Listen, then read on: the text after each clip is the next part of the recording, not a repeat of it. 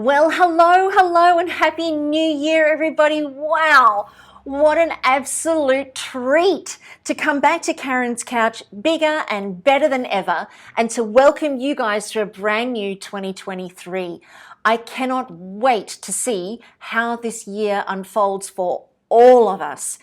I really have this amazing sense that we are walking into a really a really powerful year where we really step into the full expression of ourselves.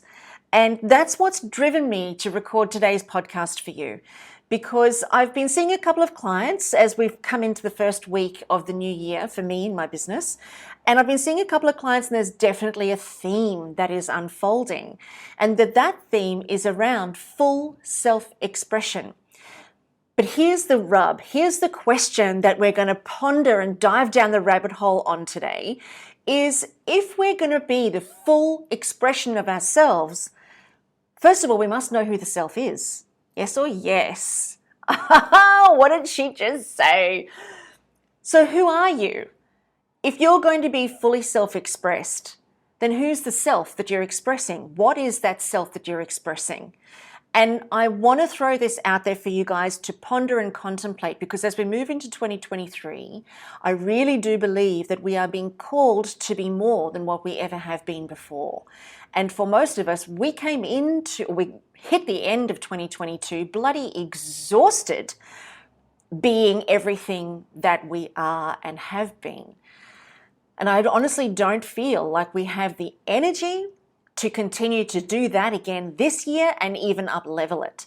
So what is it that we're being asked for then? If it's not more of the self that we know ourselves to be, then what is full self-expression, and how does that play out in a way that's not going to bleed us dry and burn us out?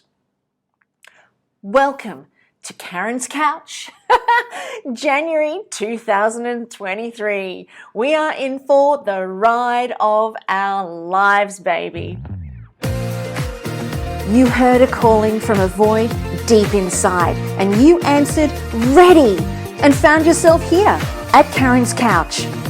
Welcome to your quest of personal mastery.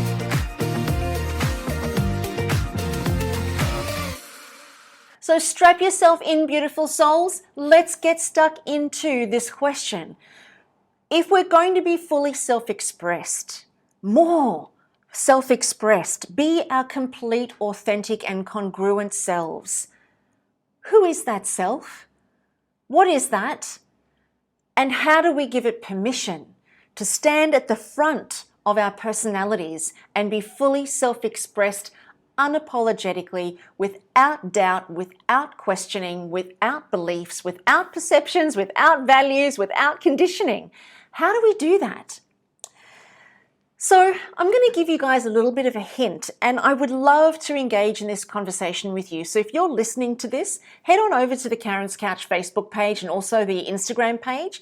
Please pop me a question, pop me your thoughts and your ideas, or if you want to, which would be super cool, give me a call at speakpipe.com. I'm going to pop the link into the show notes so that you can access that there as well. SpeakPipe is a system that I use where you can give me a call and leave me a voicemail message. And I love it when I get those from you guys. So bring on more of those for 2023. But what about, we start with looking at the self. Before we can be fully self-expressed, we must look at the self and see what that is. And I just want to sow a little seed here, because in Mindset Mastery, we dive right into this. Today, I'm going to give you a little snack, I think, that is going to begin to open up your mind about your identity and who and what you think you truly are. And I'm going to throw a spanner in the works by saying, you don't know. You don't know who you are, and you don't know who anybody else is either. Because when we look at others, we only ever see a projection of ourselves in some way. So if we don't know who we are, then how can we ever possibly think we know our children, we know our husbands, our partners, our bosses, and our colleagues, and our friends? So that's the challenge, actually, that I'm going to throw out there to you guys today. And I'd love your feedback, and I'd love your conversation about it. Let's explore what I mean by that. Most of our identity, meaning the way we see ourselves, is the way that we relate to the world. So if I see myself as a mother, I'm going to behave in a certain way that I believe mothers should behave. If I see myself as a sister, I'm going to behave in a way that I believe sisters should behave. If I'm going to see myself as a businesswoman, I'm going to behave in a way that I think businesswomen should behave. My labels, the things that I call myself and that what society calls me, determines my identity. It determines how I then take myself out into the world and behave.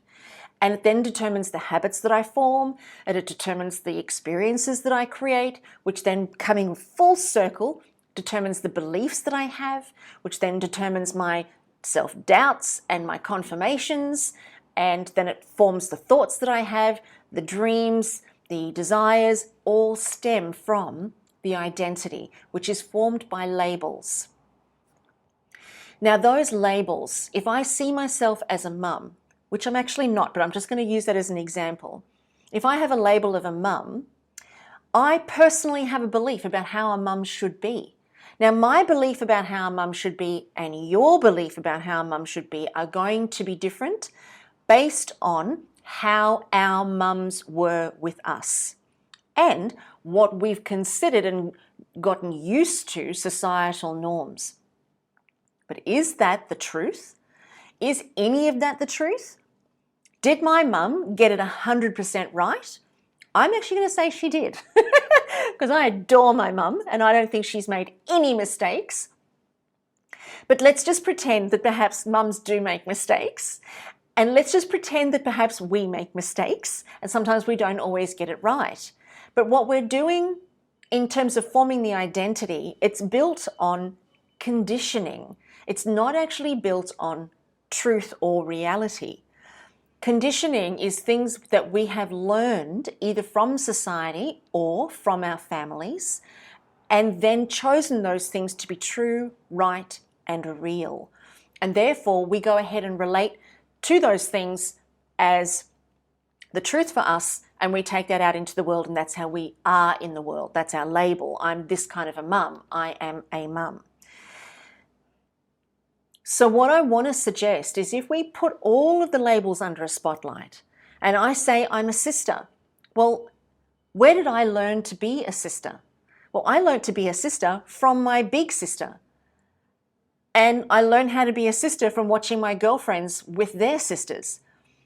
And so my behavior as a sister isn't right. It's not the only way. It's my conditioned way of being. It's not reality. It's not a truth. It's not how all sisters need to be. It's just how I need to be. So then, if we use that as an example, I would then look at my sister and she might make a mistake, and then I would judge her and fight with her because she hasn't behaved in the way that I think she should behave. But am I right? No way I am not right. I am conditioned. Now let's put another label under the telescope. I'm a teacher. Let's say I'm a teacher. Where have I learned to be a teacher? Well, I've learned how to be a teacher from my teachers at school. I've learned how to be a teacher by watching other teachers. I've learned what they should be doing and I've figured out what they shouldn't be doing, and then I formed my own style of being a teacher. Am I right? Is that the only way to be a teacher? No, it's not. But yet, using my conditioned ways of being a teacher, I will then judge others, and I will judge them as right and wrong. And I will judge them against my own viewpoint of how things should be. But am I right? I'm not right. I'm conditioned. Let's pop another label. I am a business owner. Now, I have learned how to be in business. I was blessed because I have a very entrepreneurial family. So my dad started teaching me how to run a business when I was 4 years old, and I remember it very clearly. And then when I grew up, my dad was always my frame of reference until my sister became my frame of reference, and then my brother became my frame of reference. And by then, I was in my 30s, or late 20s actually, and I opened my first business, failed terribly because I was trying to be them and everybody else that I had learned from, and I failed. So then I went back and got a job, and it took me a long time before I opened a business again. I think I was 34 perhaps. So yeah, I think I was 34 or 35. No, 36. I was 36. So with that in mind, I would then judge myself about how bad I was in business, how I was hopeless. I could never do it. I just didn't have the jelly beans to do it. So instead of me judging others, I was judging myself. Was I right? No, I was conditioned. I had this conditioned mode and this conditioned way of relating to the label of being a business owner. But being a business owner was part of my identity. And when my identity began to collapse around being a business owner, my confidence went with it. My self-belief went with it. I was a mess for a long, long time because I just didn't think I had what it took. I thought a whole bunch of other stuff where I judged myself and made myself wrong, as opposed to simply saying, I made a mistake, not in what I did, but I made a mistake by allowing my conditioning to determine my expression as a business owner. Let's try that on again. The mistake I made was not about the money that I spent or where I had my office. It was none about those things.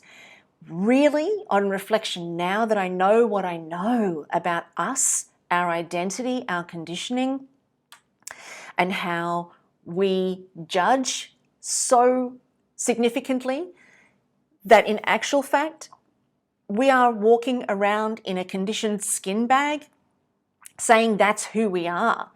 Therefore, we don't know ourselves. We don't know who we are because we never give ourselves the opportunity to find out. So the mistake I made in my business was not that I made wrong decisions. The mistake I made was that it was my conditioning that was in business, not Karen Smith that was in business. And Karen Smith, starting from a clean slate of no conditioning and then building from there. That would have been more ideal because then my business could have been an expression of the real me. But I was trying to be corporate. I was trying to be something that actually over time I've discovered I'm really not. And I always knew I never was. I just didn't give myself the permission to acknowledge that because I thought that I had to be this corporate high flyer in order to fit in and to have a level of success. So there it is in a bit of a nutshell where my labels determined the conditioning that I then took on. And then it was my conditioning that went out into the world in all the different aspects as a girlfriend and as a wife and as a partner and as a friend and as a sister and as a dog owner and as a business owner and as a general manager. Like I had this, it was never me, Karen Smith. It was always my conditioning that went out into the world to fulfill the obligations of my labels. It wasn't until I got blown up in the Bali bombing in 2002. So it's really recent. But it wasn't until then that I felt my personality blow up. I felt that all of my labels and my identities blew up because when I got blown up, I no longer knew who I was.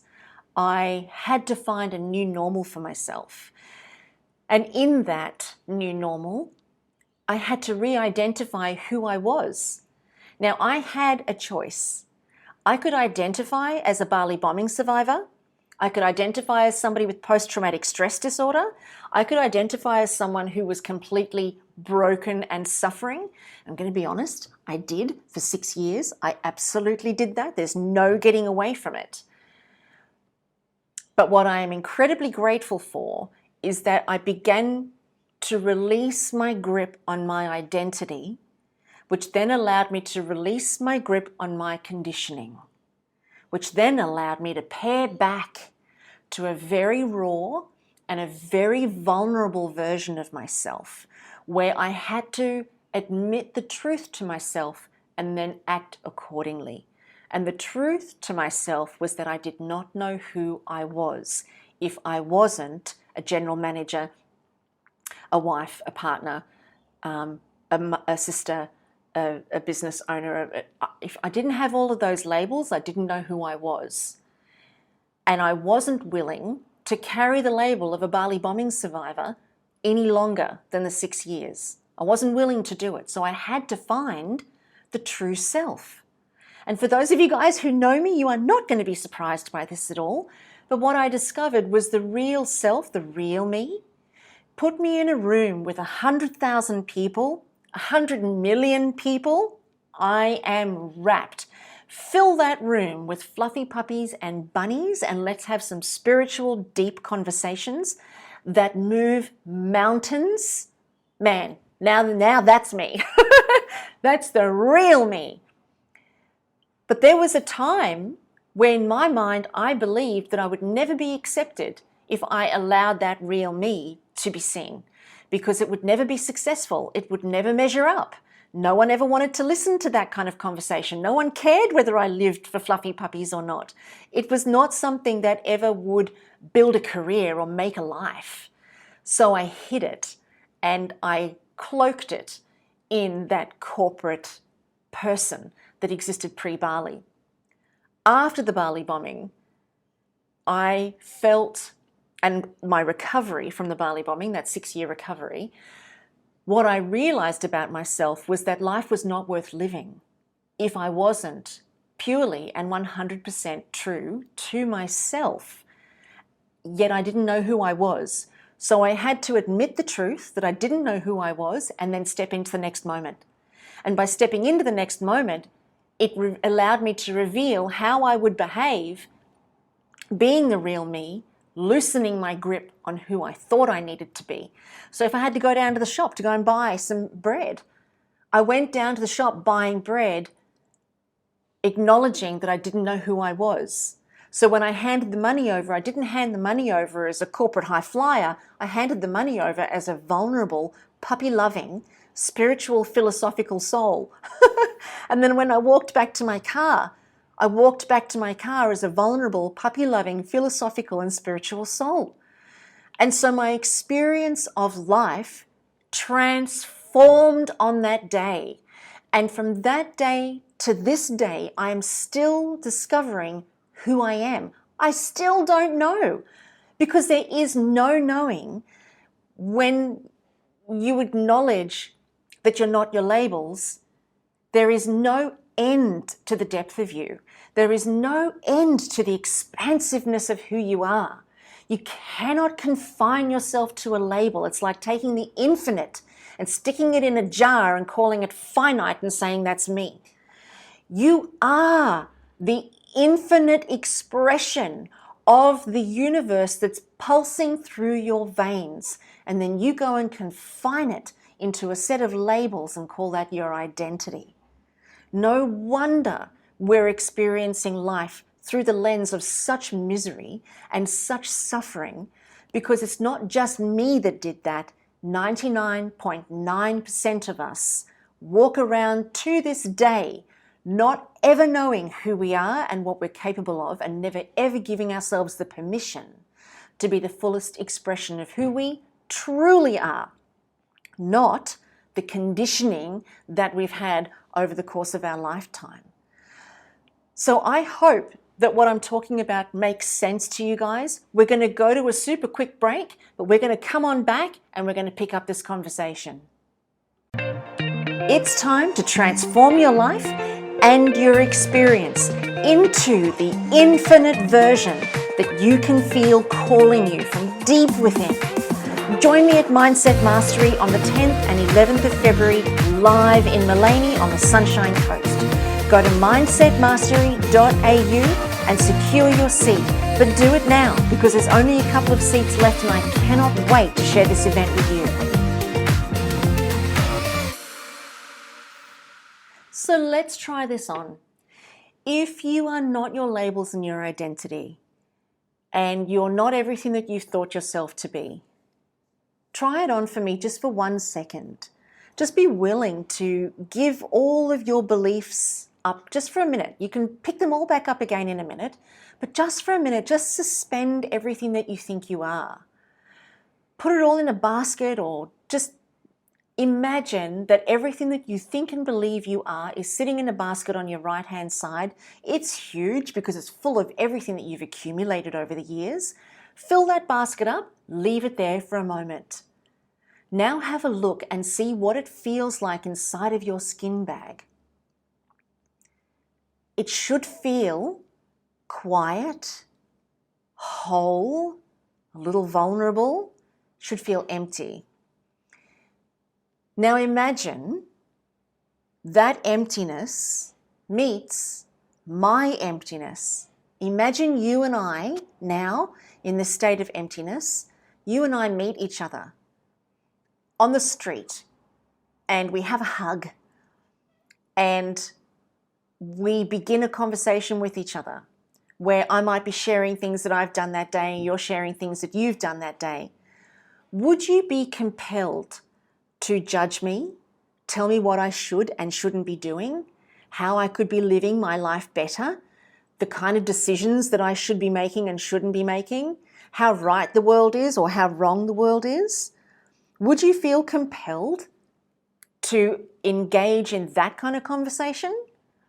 Or would you feel more compelled to engage in a conversation that has more love and light in it, that is more about oneness, that's more about what connects us rather than separates us?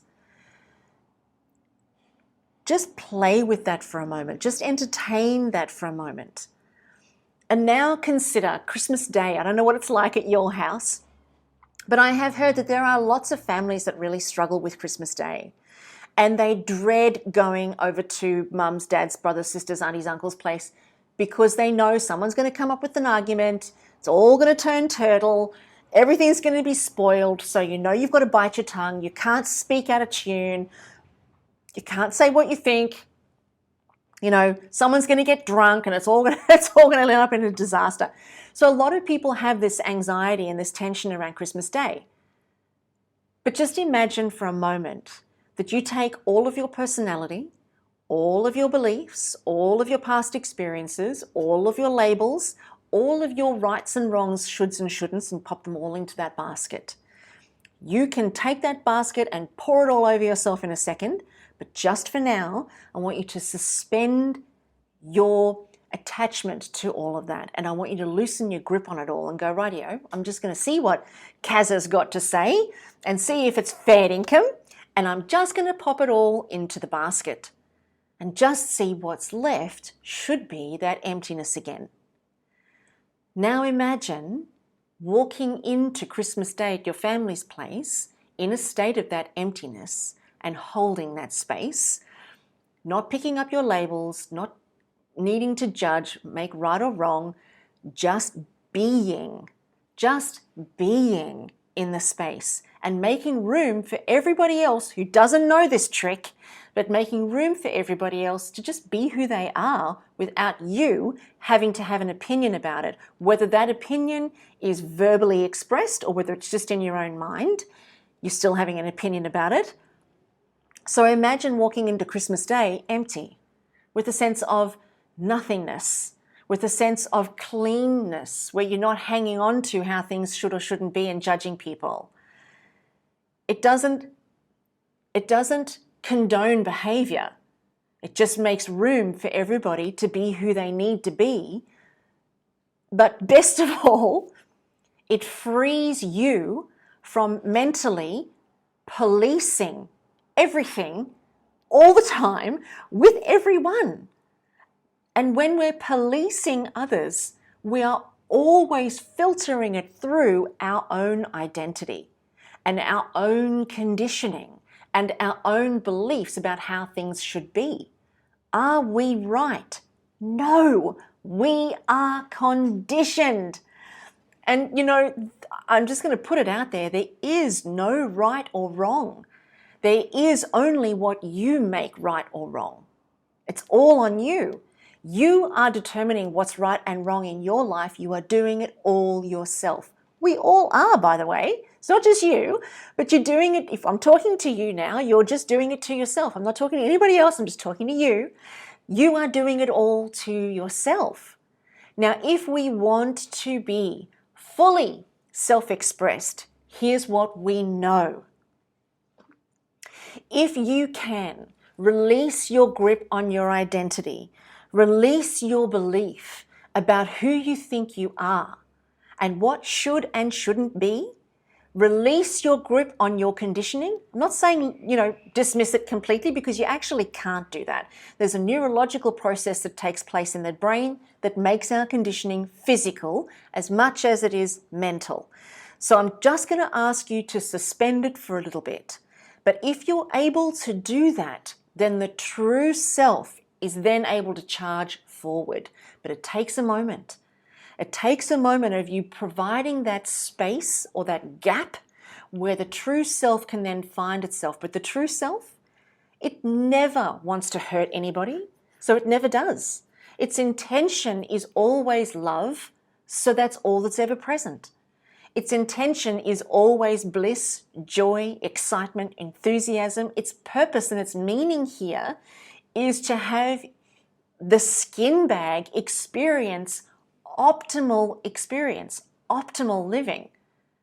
So anything less than optimal living, and I say bliss, like if you're not hitting bliss 1,000 times a day, you're not living, you're conditioned.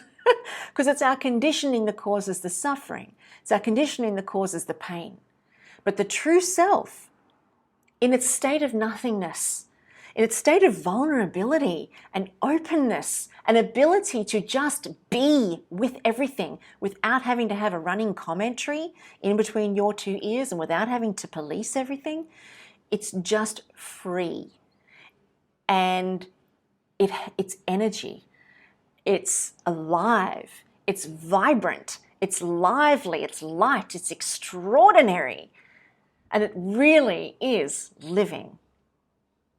So that is where I encourage you guys, and I'm going to set the task. Let's all give it a go, even if you can only do it for 5 minutes and then you get stuck back into your old ways. It's okay, at least you've had 5 minutes, right? But ideally, practice this, because we want to, in 2023, be able to step into the most authentic and the most congruent version of ourselves. And authenticity and congruence does not come from conditioning. It does not come from what you believe to be true, right, and real. And it does not come from judgment of others or of the self. None of those behaviors or none of those attributes actually come from the self. They only ever come from conditioning. Because the true self is nothing but love, light, joy, bliss, and its intention is love. So whenever we're feeling anything less than love and that deep abiding sense inside of ourselves that is eternally creative, that is exceptionally expansive, 100% open-hearted and completely inspired, when we're feeling anything less than that, no, conditioning is having its way with you. So if something is going to have its way with you, would you rather conditioning, or would you rather the self, the true self, where your authentic self lives? Which would you rather have its way with you? Now, I know you and we feel the same way, and we would both charge towards the true self, because that's also effortless. It requires no strain. It requires no effort. It's beautiful. It's easy. And are there challenges? Well, of course, there always are. We grow through challenges. But at least you're attracting the challenges that are meant for you, rather than the challenges that are meant to challenge your conditioning. Now, there's a big one, isn't it? When we're our authentic self, we are magnetic to our authentic heart's deep desires, and we are also magnetic to the challenges that are going to have our true self develop, rather than having those challenges challenge our conditioning. Which is why life is so freaking sticky and it is so freaking difficult. It's because the challenges that we're attracting are to challenge the conditioning. They're not about the true self. So it's almost like they're not even yours. So let's give this a go and just see how it feels. Send me a note, send me a comment. I'm so accessible. You guys can email me, message me. I don't mind how you reach me, but I would love to hear how you go with this experiment this week. I'm certainly working on it. I've been working on it since 1991, actually. And to this day, I still can't tell you who I am because it's an incomplete story. I'm expanding daily, discovering something new about myself daily, and the story will never stop unfolding. Maybe when I die, but who knows what happens after that? I don't know. If you know the answer to that, let me know that. So I hope you guys have enjoyed Karen's Couch today. As always, it's a dive down the rabbit hole. I'm so thrilled to have you join me on this ride, and I am so honored that you trust me with your listening space and that you experiment with some of the aspects of life and love and living that I challenge you with. So thank you for trusting me. Thank you for being on this ride. And I cannot wait to see you guys next week right here on Karen's Couch. Enjoy your week. Big love.